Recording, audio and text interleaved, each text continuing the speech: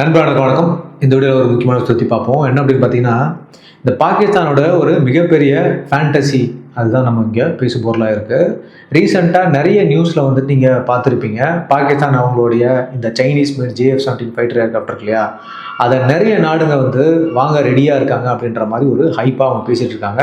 அது மட்டும் இல்லாம JF-17 போர் விமானத்த உலக நாடுகள் எல்லாமே வந்து கியூல நின்னு வாங்குற மாரி ஒரு சீனையும் இவங்க போட்டுட்டு இருக்காங்கன்னு பார்க்கப்படுது. அசர்பைஜான்லேருந்து லிபியா வரைக்கும் நாங்கள் இதை வித்துட்டோம் அப்படின்ற மாதிரி அவங்க பெருசாக பீத்திக்கிறாங்க.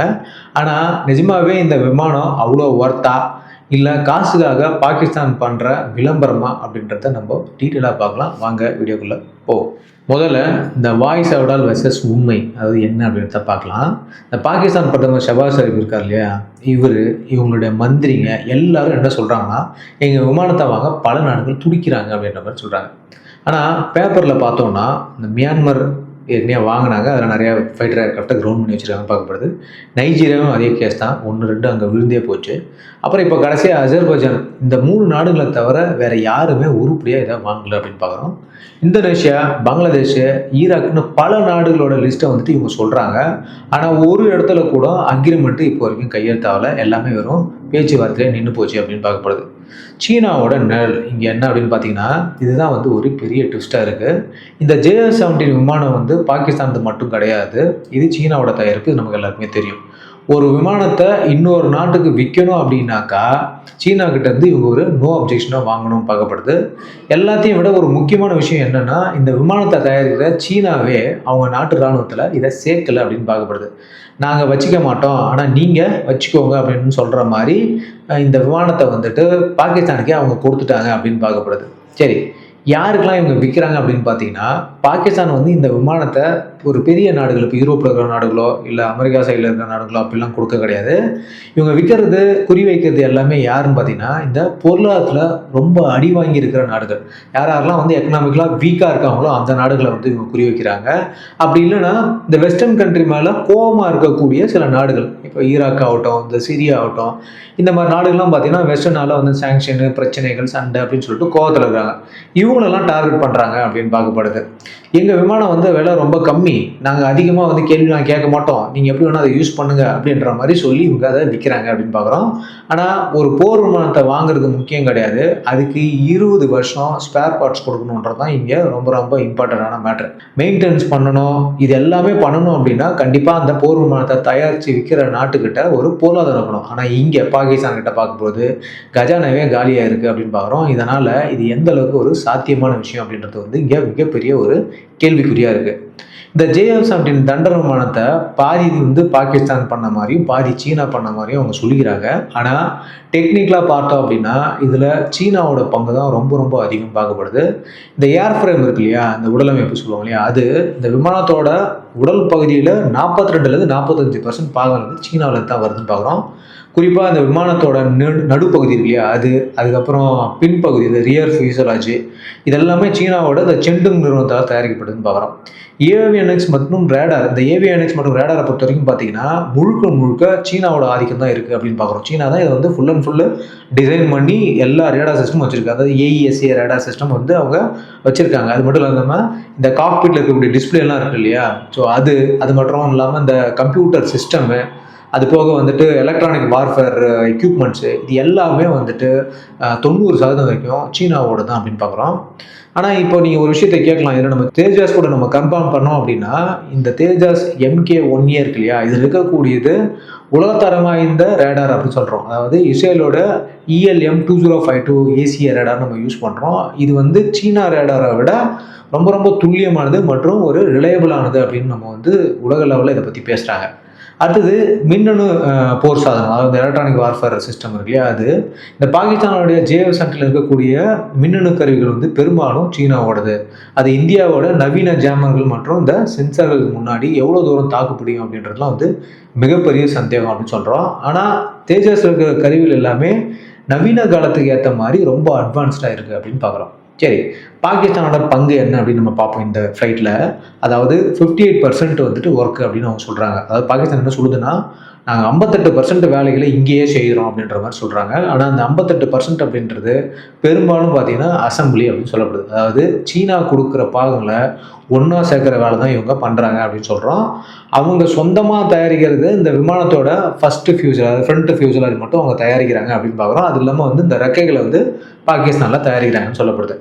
என்ஜினை பொறுத்த வரைக்கும் பார்த்தீங்கன்னா எல்லா ஏர்கிராஃப்ட்டுக்குமே என்ஜின் தான் வந்து மிகப்பெரிய ஒரு ஆர்ட் அப்படின்னு சொல்கிறோம். JF-17 இப்போ வரைக்கும் பார்த்தீங்கன்னா இருக்கிறது இந்த ரஷ்யாவோட RD-93 என்ஜின் பார்க்கப்படுது. ஆனால் இப்போ வர புது மாடலில் சீனாவோடைய WS-13 என்ஜின் வந்து பயன்படுத்த போகிறோம் அப்படின்ற மாதிரி அவங்க திட்டமிட்டிருக்காங்க. அப்படி நடந்துச்சு அப்படின்னா என்ஜின்லையும் 100% சீனாவோட பங்கு தான் இருக்குது அப்படின்னு பார்க்கப்படுது. அப்போது இந்த ஏர்கிராஃப்ட் முழுக்க முழுக்க ஒரு சைனீஸ் ஏர்கிராஃப்ட்னு பார்க்குறோம். சரி, இவங்க இன்னொரு டாக்டிக்ஸும் யூஸ் பண்ணுறாங்க. அது என்னன்னா, இந்தியாவோட மோதல் அதை ஒரு மார்க்கெட்டிங் டூலாக அவங்க பார்க்குறாங்கன்னு சொல்லப்படுது. கடந்த 2025 மே மாதம் இந்தியா பாகிஸ்தான் இடையே எல்லையில் வந்துட்டு நம்ம அந்த மோதல் நடந்துச்சு. அந்த ஆப்ரேஷன் சிந்தூரில் மிகப்பெரிய ஒரு பிரச்சனை அவங்களுக்கு நமக்கு வந்துச்சு.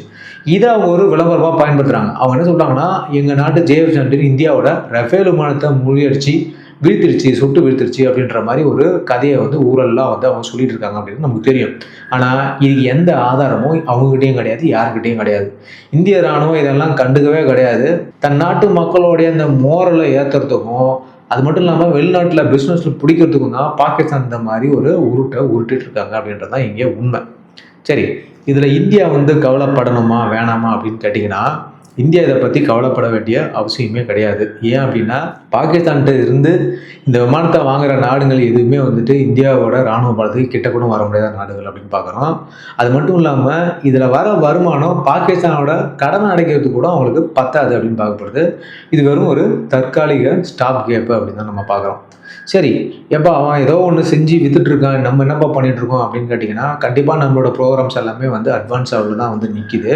ஏன்னா சைனாவோட ஏர்கிராஃப்ட் இந்த JF-17 இருக்கு இல்லையா, அது முழுக்க சைனாவோடது. ஆனால் தேஜாஸ் அப்படி கிடையாது. தேஜாஸ் முழுக்க இந்தியாவோடது அப்படின்னு பார்க்குறோம். நம்ம தேஜாஸ் Mark 1A இருக்கு இல்லையா, இதுதான் இப்போதைய ஸ்டார் அப்படின்னு பார்க்கப்படுது. ஏற்கனவே பல விமானங்கள் இந்திய விமானப்படையில் வந்து நம்ம சேர்த்துருக்கோம். மொத்தம் 180க்கும் மேற்பட்ட விமானங்கள் வந்து ஆர்டரும் நம்ம கொடுத்துருக்கோம் அப்படின்னு பார்க்குறோம். இதில் இருக்கக்கூடியது நான் ஏற்கனவே சொன்ன மாதிரி அந்த AEC ரேடார் மற்றும் அதிநவீன எலக்ட்ரானிக் வார்ஃபேர் சிஸ்டம் எல்லாமே பார்த்தீங்கன்னாக்கா உலகத்தரம் வாய்ந்தது அப்படின்னு பார்க்குறோம்.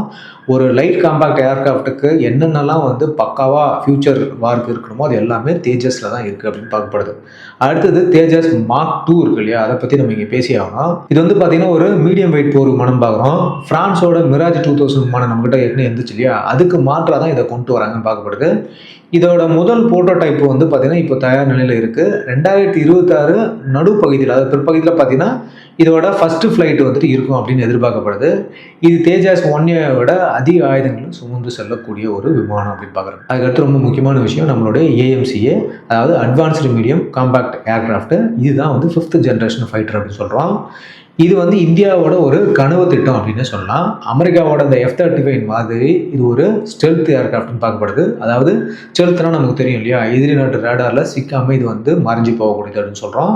மத்திய அரசாங்கம் இதுக்கு நிதியை எப்போ ஒதுக்கீடு செஞ்சுட்டாங்க, டிசைன் வேலைகளும் முடிஞ்சிச்சு அப்படின்னு பார்க்குறோம். இதோட ஃபஸ்ட்டு ப்ரோட்டோடைப் வந்து தயார் நிலையில் வந்து இருக்குது அப்படின்னு பார்க்கப்படுது.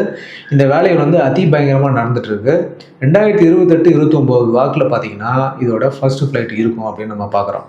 அடுத்தது பார்த்தீங்கன்னா இந்த TEBDF அப்படின்னு சொல்லக்கூடிய ட்வின் என்ஜின் டெக் பேஸ்டு ஃபைட்டர்னு சொல்கிறோம். டெக் பேஸ்டுனாலே நமக்கு நல்லாவே தெரியும், இது ஏர்கிராஃப்டுக்காக டிசைன் பண்ணக்கூடியது. இது நம்மளுடைய கடற்படை, குறிப்பாக பார்த்தீங்கன்னா விமானம் தாங்கிய கப்பல் இருக்கு இல்லையா, ஸோ அதுலேருந்து கிளம்பி போயிட்டு ஒரு ஸ்பெஷல் ஆப்ரேஷன் மேற்கொள்வதற்காக டிசைன் பண்ணப்பட்ட ஒரு ஏர்கிராஃப்ட்னு சொல்கிறோம். இதோட டிசைன் வேலைகளும் முடிஞ்சு போச்சுன்னு பார்க்குறாங்க. அடுத்த கட்ட சோதனைக்காக இது தயார் நிலையில் இருக்குது அப்படின்னு பார்க்கப்படுது. முக்கியமான அப்டேட் என்ன அப்படின்னா, இதெல்லாமே டிலே ஆனது காரணம் என்ஜின் பார்க்குறாங்க. இந்த GE-F414 என்ஜின் டீல் தான் வந்து டிலே பண்ணிச்சு இந்த விஷயத்தை பார்க்கப்படுது. இந்த எல்லா விமானத்துக்கும் பார்த்தீங்கன்னா இந்த ஹார்ட்டாக இருக்கக்கூடிய என்ஜின் வந்து அமெரிக்காவோட GE நிறுவனம் கொடுக்கக்கூடிய இந்த GE-F415 என்ஜின் சொல்லப்படுது. இதில் முக்கியமான விஷயம் என்னென்னா, இந்தியாவுக்கும் அமெரிக்காவுக்கும் இருந்த தடையை வந்து இந்த என்ஜினை வந்து இந்தியாவில் தயாரிக்கணும்னு சொல்லி நம்ம வந்து ஒரு டிமாண்ட் வச்சுருந்தோம். ஸோ இப்போ அவங்க என்ன சொல்லியிருக்காங்கன்னா, கிட்டத்தட்ட 80% டெக்னாலஜி ட்ரான்ஸ்ஃபர் மூலிமா இதை இந்தியாவிலே தயாரிக்கிறதுக்கு அவங்க ஒத்துருக்காங்க அப்படின்னு பார்க்கப்படுது. இது நம்ம போர் விமான ப்ராஜெக்ட்டுக்கு பார்த்தீங்கன்னா ஒரு மிகப்பெரிய பூஸ்ட் அப்படின்னு பார்க்குறோம். பாகிஸ்தானோட இந்த JF-17 கதை வந்து பார்த்தீங்கன்னா ஒரு பெரிய சத்தம் தான், ஆனால் கம்மியான வேகம் அப்படின்னு பார்க்குறோம். ஓகே, ஸோ இந்த வீடியோவில் நான் உங்களுக்கு தெளிவாக சொல்லியிருப்பேன். பாகிஸ்தான் அவங்களுடைய JF-17 விமானத்தை விற்கிறதுக்காக இந்த ஆப்ரேஷன் சிந்தூரை ஒரு ஆப்பர்ச்சுனிட்டியாக யூஸ் பண்ணுறாங்க.